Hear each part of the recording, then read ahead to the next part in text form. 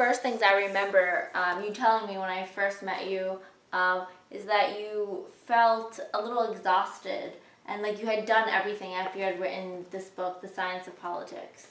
Yeah, because this book is a kind of summary of everything that I think we know in political science. And then, yes, but this happens almost in every book. When you finish a book, you feel that you have done it. And then after a couple of months or so, some new questions appear that had not been solved. But in this case, it was bigger, of course, because this is a kind of summary of everything. And then, so the feeling was this, yes. So forgive me, I'm going to ask you to do it again by making a summary of the summary in 10 points. Okay, the top... 10 top okay. of your contributions. Okay, so let's say, yes. So, you have more or less, no? Yeah. The list? So, yes. So go ahead. Number one. I guess at first you did some initial contribution on local politics in Spain and Catalonia. Yes, of course. But one of the things that I introduced clearly was in Catalonia, in particular, in Catalan politics, there was the idea, I'm talking about the late 80s, early 90s, still the idea that Catalan nationalism was kind of conservative, right-wing, and Spanish nationalism was on the kind of progressive or something. And this was just because at that precise moment there was a center-right party, the government of Catalonia, center-left party in government of Spain. But more generally, I think that's wrong, because actually there are two dimensions, as in many other countries, with two religions, two languages, two ethnicities, two other conflicts that are not only left-right in economic or social sense. And then you can have Catalan progressives and Catalan conservatives, like Spanish progressives, Spanish conservatives, and many other places like this. And this can also explain why people sometimes vote for different parties for different elections on different issues, or even some people abstain. When I was introducing this, which now sounds elementary, it was completely innovative, but the politicians and parties immediately adopted, and now it's common language. Yes, this was a first contribution. And then you moved to study political systems in general, right? Yes, I moved to comparative politics and institutions, and then one of the points that is still not unanimous, that I made from the very beginning, is that that dichotomous, there's the word, classifications of regimes between democracy and non-democracy. I completely agree and share this, of course. But within non-democracies, there can be a second category, which is between autocracy, which is the typical dictatorship, and sometimes it's called anocracy or hybrid regime, which typically is a regime in which there are elections, and but with some bias in favor of the incumbent or some restrictions on participation, some kind of intermediate regime between democracy and full dictatorship that a vast majority of countries have had at some moment in the past. And actually nowadays, near half of the current democracies have been established not by fast or quick transitions from dictatorship, but by slower, longer evolution for this kind of regime. So it's a very important category, I think. So on this category of political change, from there you analyze democratization as a game of strategy. Yes, that was the approach in game theory. But so my point is that people after a dictatorship, after a previous big conflict or civil wars, etc., can learn to cooperate under certain conditions. If there's sufficient social plurality and the experience of conflict, people can develop a process in which there are negotiations, there are agreements, there are pacts, and making the possible transition to democracy more by peaceful means, and this was my favorite model, of course. Okay. So from there, you moved to the analysis of democratic institutions.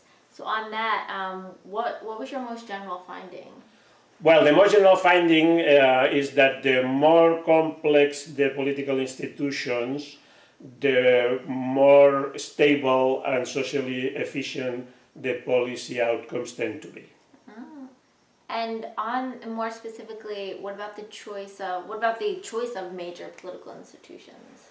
Well, there's some important choices. Say, for small countries, there is no big problems about which institutions to choose, because societies, small countries tends to be homogeneous and easy to govern. But at medium-sized countries typically require proportional representation electoral systems and multiple parties in order to make multi-party coalition governments to reflect the variety of the society. And the larger the country, the more important is federalism. And so having several territorial governments across the country. Otherwise, a typical large country with a unitary structure is a dictatorship, almost all the time. And what about electoral systems? So this trade-off between federalism and electoral system, and then, but I coined an expression which has been cited a lot, which is Micromega rule. And Micromega is a tale, actually 18th century tale, in which there is a dialogue between dwarfs and giants. And here I say small parties prefer large assemblies and large electoral districts with multiple seats, while large parties prefer small assemblies and small electoral districts. And this, I think, explains a lot of the choice of electoral systems in many countries. Yeah. So what about divided government, like in the U.S.? Oh, well, this is a chicken game, and then means a mutual blame game, in which eventually either the presidency or the Congress tend to give up. That's a typical chicken game. It explains conflicts in divided government situations, yes. And you coined the term personal representation? Yes, more recently, because in order to select individuals for representatives.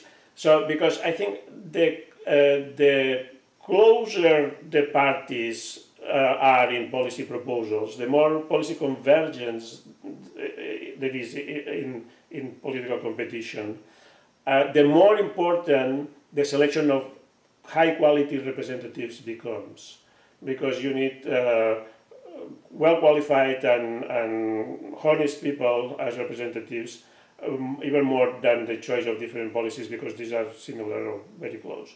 And that's the importance of some electoral forms of ballots in which the voter can choose not only parties but also individual candidates. Okay. So you go from relatively local, national, and now you're here in Washington studying global institutions. Yes, and then, for here there is a relationship that I call heterogeneity complexity. It means that when the issue is very simple, like communication or transport issues, then the global institutions deal with this by very simple means, basically technical secretariat and a few people. And but the higher the level of conflict of interest in the issue, as it happens with economic and financial issues, trade, etc. So in order to work well, those institutions require more complex rules, giving some countries weighted votes, more influence in the process, because they are more involved in the problem, and up to the point of the Security Council, in which, of course, the few countries have veto because the asymmetry is much higher in those kinds of issues. Yes. So, after all these dizzying terms, heterogeneity, micromega, what is democracy after all? Well, democracy is a form of government by consent, which can be compatible with different institutional formulas. I think the crucial element is accountability. So the rulers must be controlled and made accountable and responsible for the results of their management. And that's the basic idea for any form of democracy that I can think of. Top 10 topics. I like that.